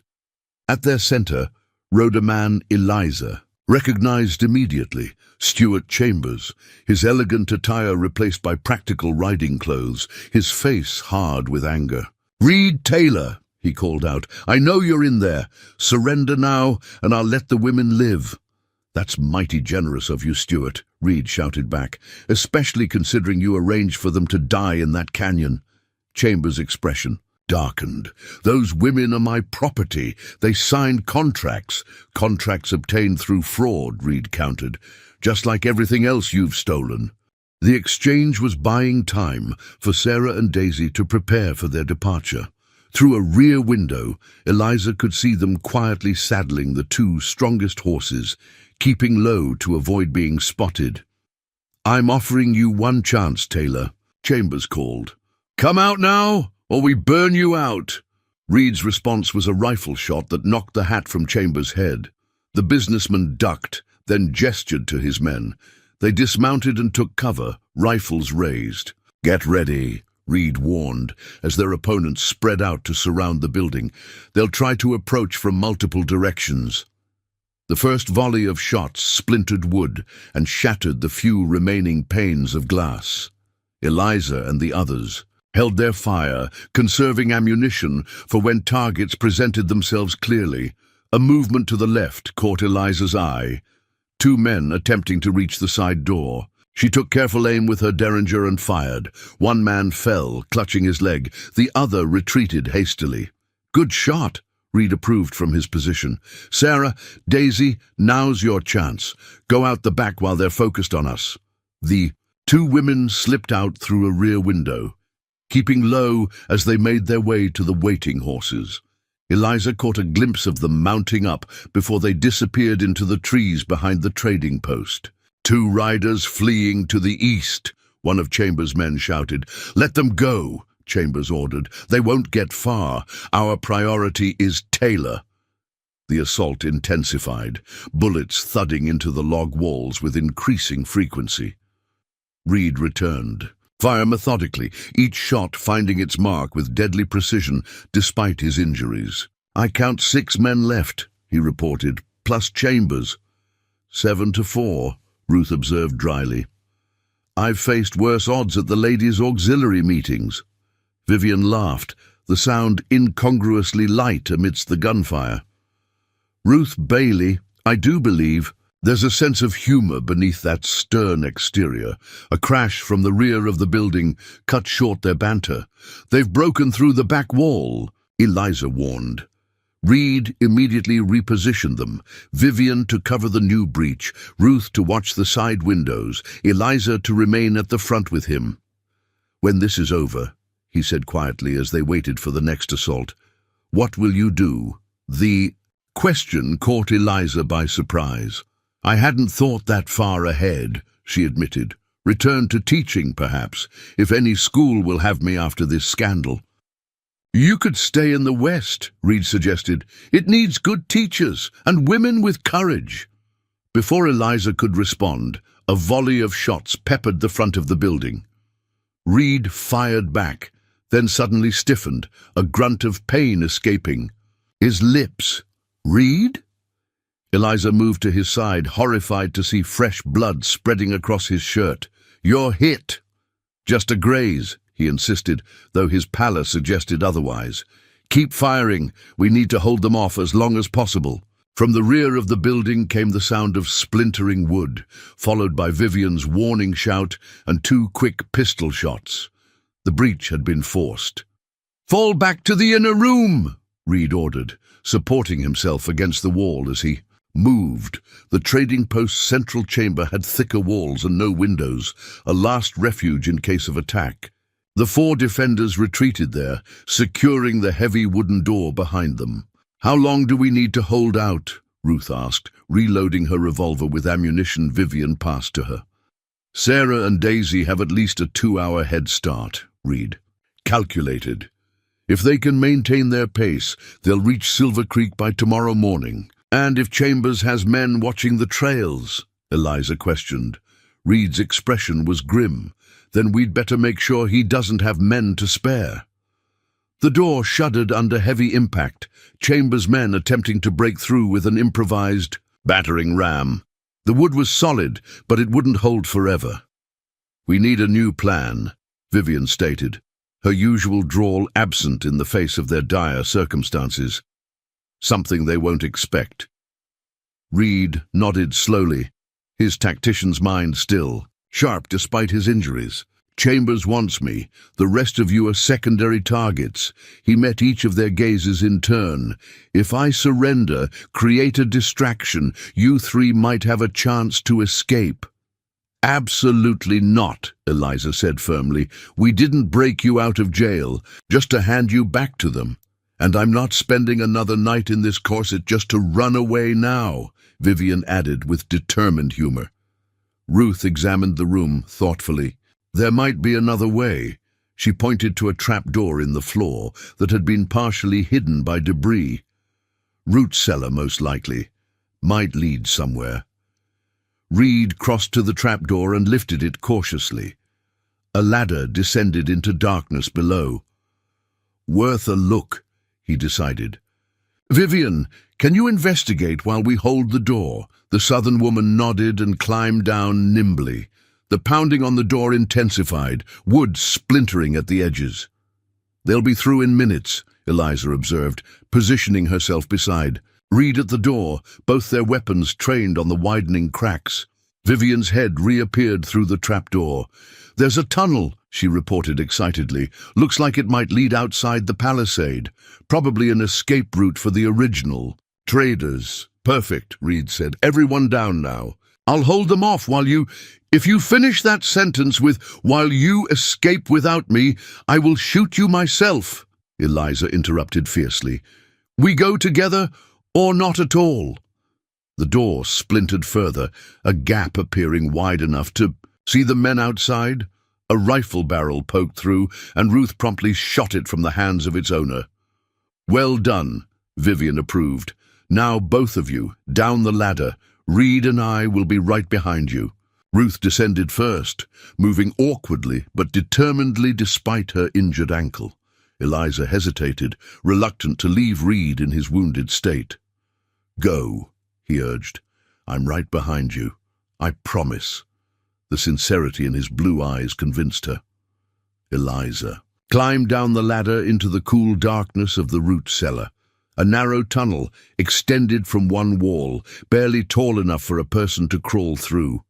Reed and Vivian joined them moments later, closing the trap door and dragging a heavy crate over it to slow their pursuers. "This way," Vivian directed, leading them into the tunnel. The passage was cramped and earthy, clearly dug by hand many years ago. They crawled in single file, Reed struggling with his injuries but refusing assistance. Behind them, muffled shouts indicated that Chambers' men had breached the inner room and discovered the trapdoor. "Faster," Reed urged. "They'll be right behind us." The tunnel seemed endless, twisting and turning beneath the earth. Just when Eliza thought they must surely have passed beyond the palisade, the passage began to slope upward. Ahead, Vivian had reached what appeared to be the end, a wooden hatch, similar to the trap door they had entered through. "I can see daylight around the edges," she reported, "but I don't know what's waiting outside." "Only one way to find out," Reed said. "Open it, but carefully." Vivian pushed against the hatch. It resisted, then gave way suddenly, sending her tumbling forward with a startled cry. The others followed quickly, emerging into the open air and directly into the path of an approaching rider. The rider reined in sharply, dust billowing around the horse's hooves. For a heart-stopping moment, Eliza thought they'd emerged directly into Chambers' men. Then the dust settled, revealing a familiar face beneath a wide-brimmed hat. "Deputy Billy Parker," Reed breathed in relief. "What are you doing here?"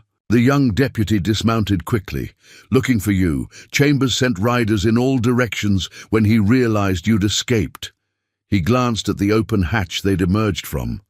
"That tunnel's not on any map I've seen." "Old trading routes," Reed explained, wincing as he straightened. "The original traders kept them secret. Where are Chambers and his men?" "Still searching the trading post. They don't know about this exit yet." Billy surveyed their bedraggled group. "But they will soon. We need to move." "Our horses are inside the palisade," Vivian pointed out. "Billy," he shook his head. "Too risky, but I brought spare mounts." He gestured toward a cluster of trees where 3 additional horses were tethered. "Thought you might need them." "That's only 3 horses for 4 of us," Ruth observed.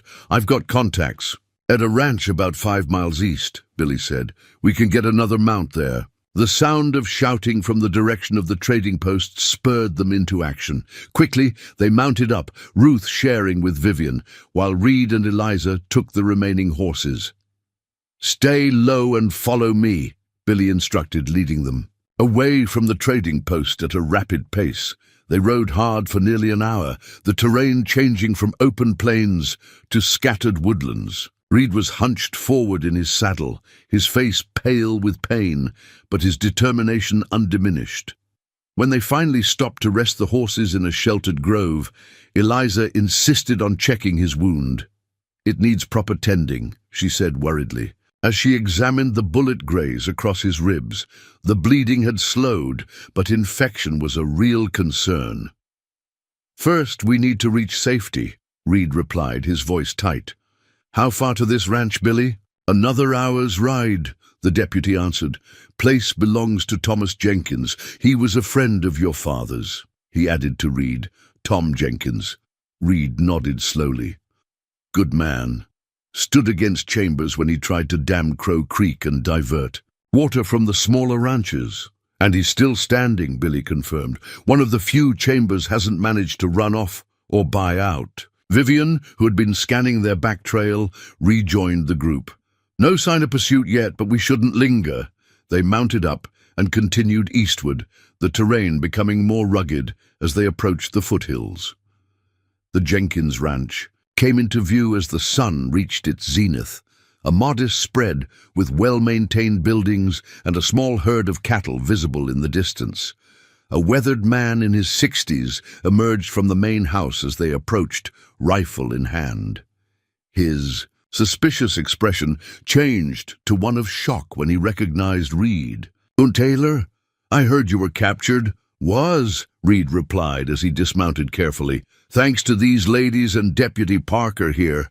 Jenkins lowered his rifle and stepped forward to clasp Reed's hand. "Never believed those charges against you.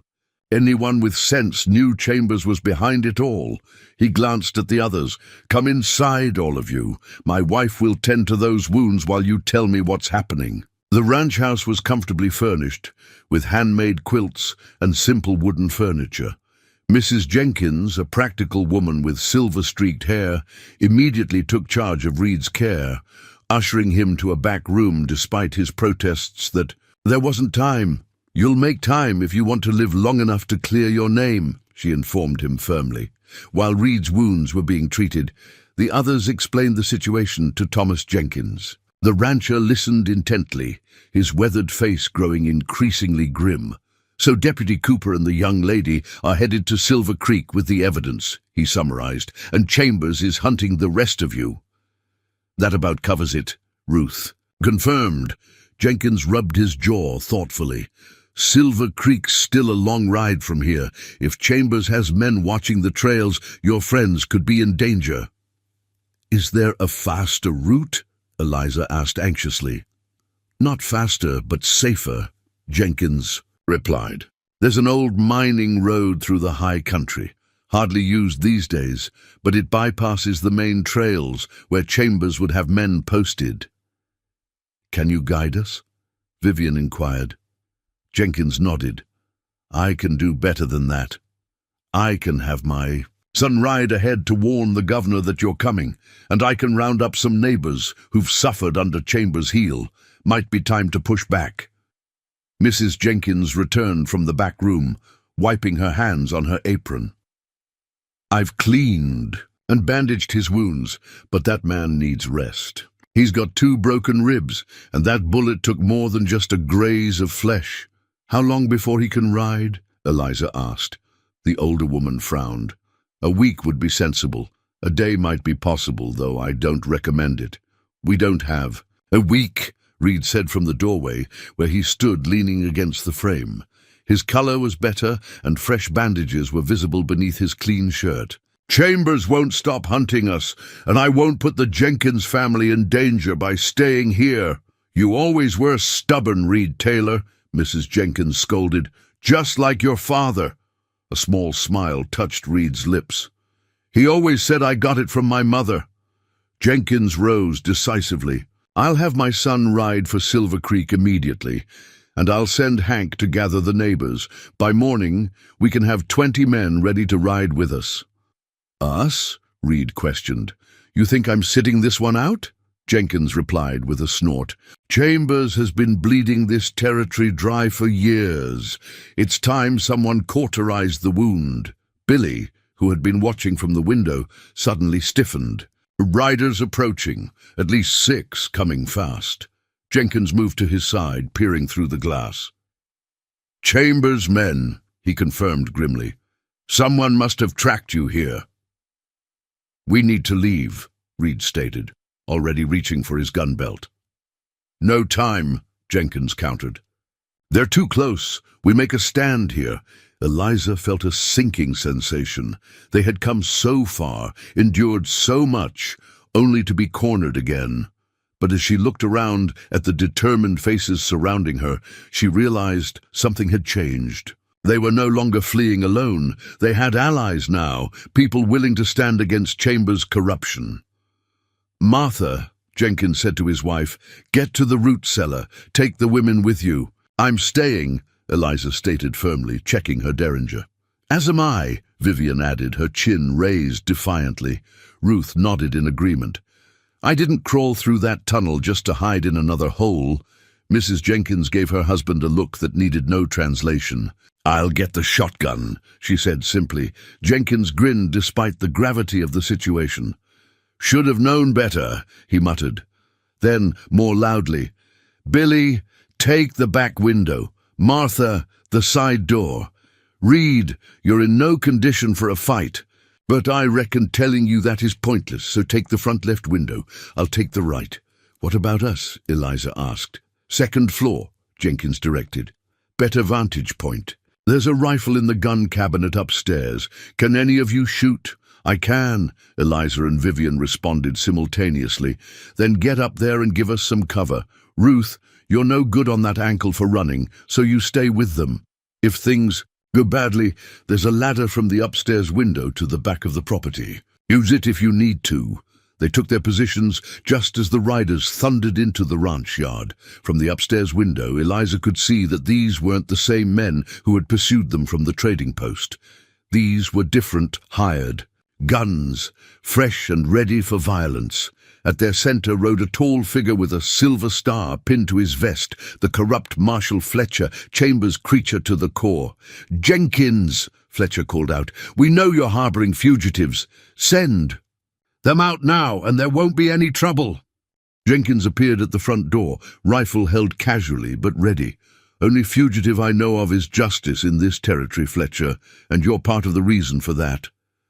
Fletcher's face darkened with anger. I'm giving you one chance, old man. Turn over Reed Taylor and those women, or we burn this place to the ground. My land, my rules, Jenkins replied steadily, and I don't recognize your authority, Fletcher, not when you wear that badge for Chambers instead of the law. Fletcher gestured to his men, who spread out, preparing to rush the house from multiple directions. Eliza took a deep breath, steadying the rifle against the window frame, as Vivian had shown her. Below, she could see Reed at his assigned window, Winchester at the ready despite his injuries. Their eyes met briefly across the distance, and something unspoken passed between them, a promise, a connection, a shared determination. The first shot came from Fletcher, aimed deliberately at Jenkins. The rancher ducked as the bullet splintered. The doorframe where his head had been moments before, and with that, the battle for Jenkins Ranch, and perhaps for the future of justice in the territory, had begun. Gunfire erupted across the ranch yard as Fletcher's men charged the house. Eliza squeezed the trigger of her rifle with careful precision, just as Reed had taught her during their brief time in Serpent Canyon. One of the attackers fell, clutching his shoulder. Beside her, Vivian maintained a steady rate of fire, each shot forcing the attackers to seek cover. They're trying to reach the barn, Ruth called out, spotting movement along the fence line. Eliza shifted her aim, driving back two men attempting to flank the house. Below, Reed and Jenkins held the front windows, their experienced marksmanship evident in the methodical way they selected targets. Billy and Mrs. Jenkins guarded the back approaches, preventing any attempt to surround them completely. We can't hold them off forever, Vivian observed, reloading her rifle with practiced hands. We're outnumbered. As if in answer to her concern, the distant sound of galloping horses reached their ears. Fletcher heard it too, his head turning sharply toward the eastern ridge. A group of riders appeared, at least 15 strong, approaching rapidly with rifles raised. Jenkins' neighbors, Ruth realized with relief. Fletcher's expression shifted from confidence to alarm. He shouted orders to his men, who began a hasty retreat toward their horses. But it was too late. The newcomers were upon them, cutting off their escape route. "Drop your weapons," called the leader of the reinforcements, a burly man with a grey-streaked beard. "You're surrounded, Fletcher." Caught between the defenders in the house and the new arrivals, Fletcher and his men had no choice but to surrender. They dropped their guns and raised their hands as the ranchers closed in around them. "Perfect timing, Howard," Jenkins called out as he emerged from the house, rifle still at the ready. "Got your son's message," the bearded man replied. "Figured. We'd come see what the commotion was about." He eyed Fletcher with disdain. "I've been waiting a long time to see this badge-wearing snake get what's coming to him." Reed appeared in the doorway, leaning against the frame for support. "We need to secure them quickly," he advised. "Chambers will have more men out searching." "Already." "Taken care of," Howard replied. "Got patrols watching all the approaches to the ranch. Nobody's getting in or out without us knowing." The captured men were disarmed and escorted to the barn, where they were securely bound and placed under guard. Fletcher, stripped of his badge and gun belt, glared at Reed with undisguised hatred. "Chambers will hunt you to the ends of the earth." "Aim for this," he spat. "Let him try," Reed replied evenly. "His days of hunting anyone are coming to an end." Back in the ranch house, a council of war quickly formed. Howard Blackburn, the leader of the neighboring ranchers, unfolded a map on the kitchen table. "We've got about 30 men total," he reported. "Good men, all of them with grievances against Chambers. Most lost land or water rights to his schemes." "What about Silver Creek?" Eliza asked anxiously. "Have Sarah and Daisy arrived safely?" "No word yet," Jenkins answered. "But my son knows those back trails better than anyone. If anyone can get them through, it's him." Reed studied the map intently. "Chambers will have realized by now that we're gathering support. He'll consolidate his forces in Junction City, maybe even try to flee the territory. Not if we can help it, Howard declared. We've got men watching all the roads out of Junction City. If he makes a run for it, we'll know. Jenkins nodded approvingly. Question is, do we wait for the governor to send lawmen, or do we take Chambers ourselves? We can't wait, Reed decided. If Chambers escapes, he'll just set up somewhere else. Hurt more people. We need to end this now. With what authority? Mrs. Jenkins asked practically. Even with Fletcher captured, Chambers still has the law on his side, at least officially. Actually, I might have a solution for that, Ruth interjected. Everyone turned to look at her, surprised. She reached into her boot and withdrew a folded document. I was a legal secretary before my husband died. I know a federal warrant when I see one. She unfolded the paper, revealing an official document bearing federal seals. This was in Sarah's belongings. She must have forgotten it in the rush to leave. It's a federal warrant for Stuart Chambers' arrest, signed by a judge in Washington.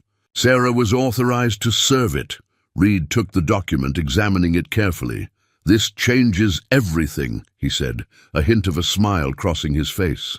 With a federal warrant, any citizen can legally form a posse to apprehend Chambers if no federal marshal is available. And with Fletcher in our custody, there's no marshal in Junction City, Billy added, understanding dawning on his young face.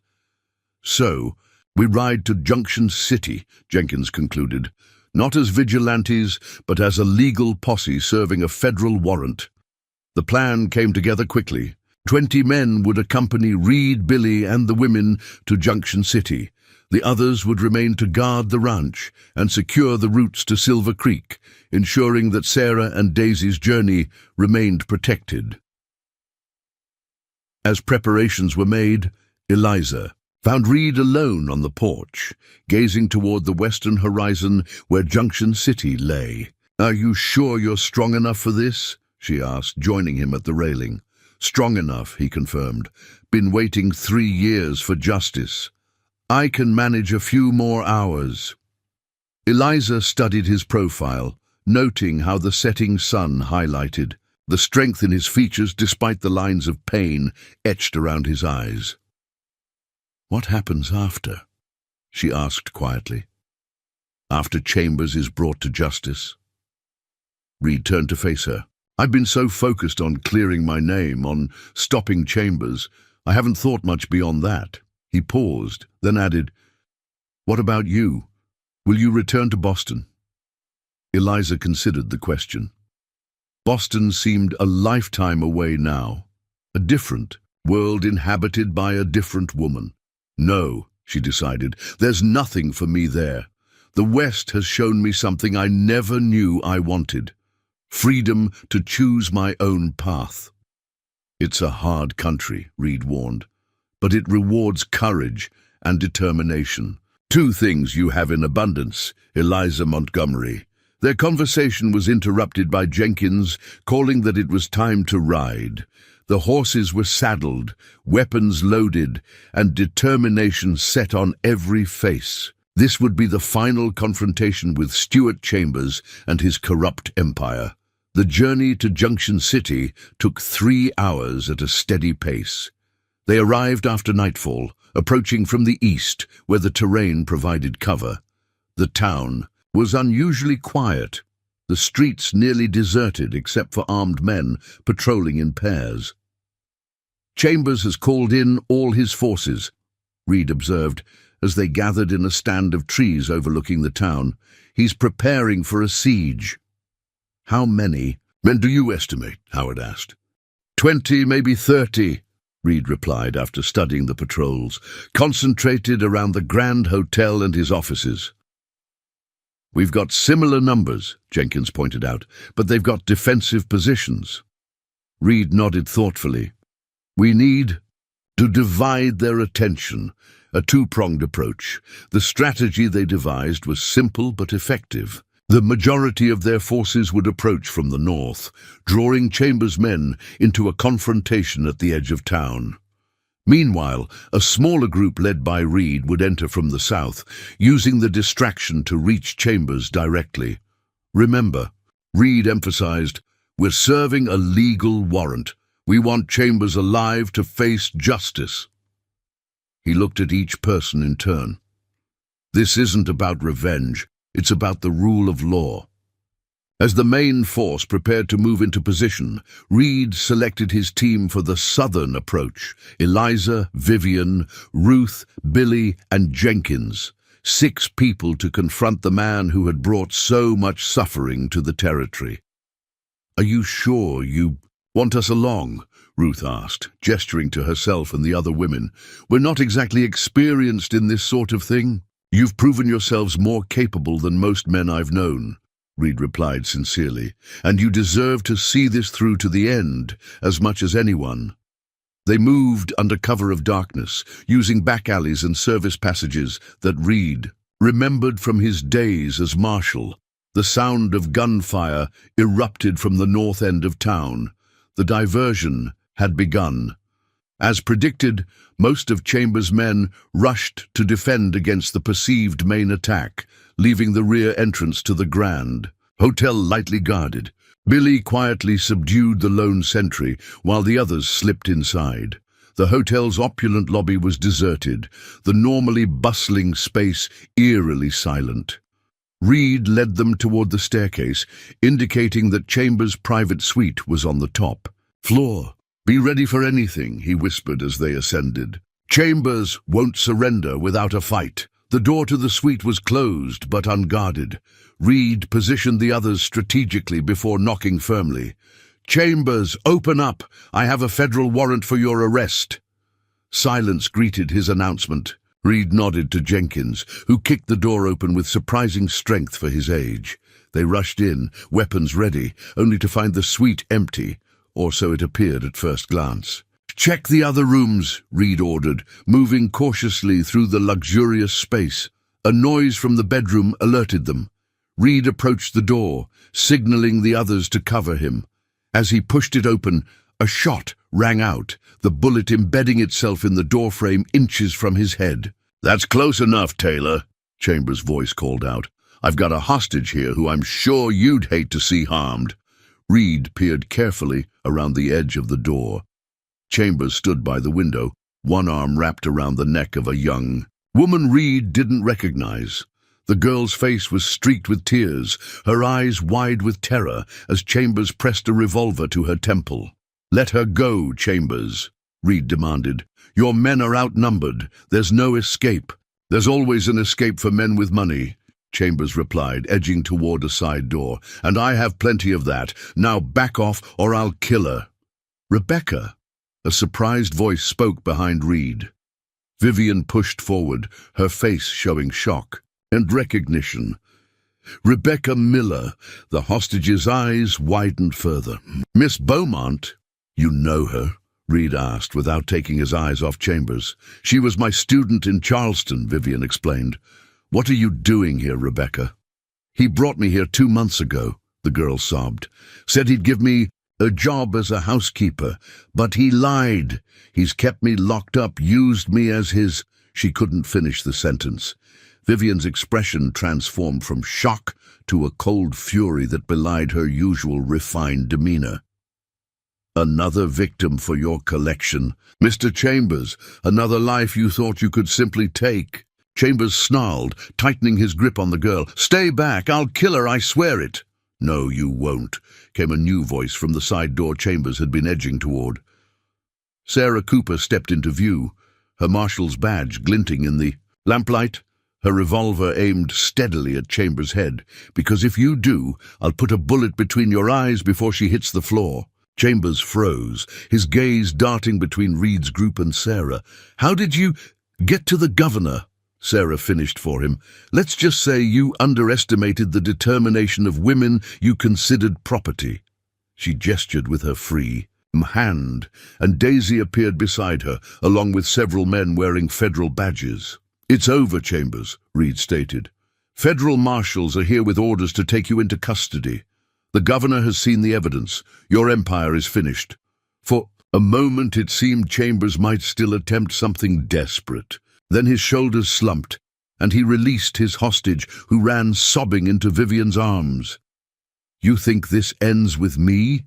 Chambers asked bitterly as the federal marshals took him into custody. "There will always be men like me. This territory, this country, it's built for men who take what they want." "Maybe it was," Eliza replied, stepping forward, "but times are changing, and in the New West, justice will prevail over greed." As Chambers was led away, the sounds of conflict from the north end of town began to fade. Word of his capture spread quickly, and his remaining men surrendered rather than continue a hopeless fight. In the days that followed, Junction City underwent a transformation. With Chambers' organization dismantled, the corrupt officials he had controlled were removed from office.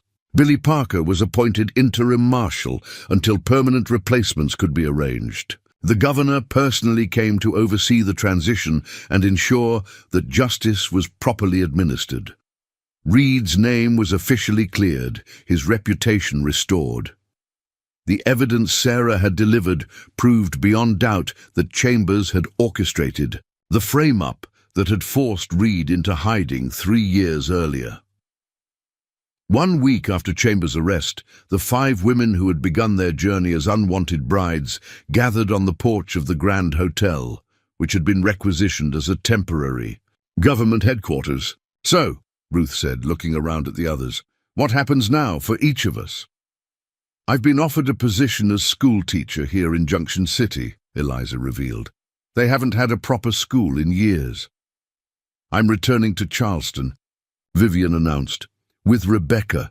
There are other girls there who need protection from men like Chambers. I intend to establish a home for them, a place of safety and education. The governor has asked me to stay on as federal marshal for the territory," Sarah said. "Apparently my handling of the Chambers case impressed him." "And I'm going with her," Daisy added excitedly. "As her assistant, she's going to teach me to be a proper lawwoman." Ruth smiled wryly. "As for me, I've discovered that my late husband's water rights are quite valuable now that Chambers isn't around to steal them. I'm thinking of starting a small ranch of my own."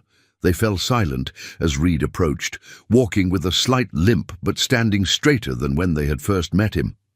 The past week of proper medical care had done wonders for his recovery. "Ladies," he greeted them with a tip of his hat, "I wanted to thank you all properly. Without your courage, I'd still be a fugitive, or worse. I think we all saved each other," Eliza observed. "That canyon might have claimed us all, if not for your knowledge of the way out." Reed nodded, acknowledging the truth in her words. "I've been offered my old position as marshal," he said, "but I'm thinking of declining." "Why?" Sarah asked, surprised. "Been behind a badge most of my adult life," Reed explained. "Thinking it might be time for something new." His gaze met Eliza's. "Heard there's a need for someone to help establish that school, build the facilities, organize resources." Eliza felt warmth spread through her chest.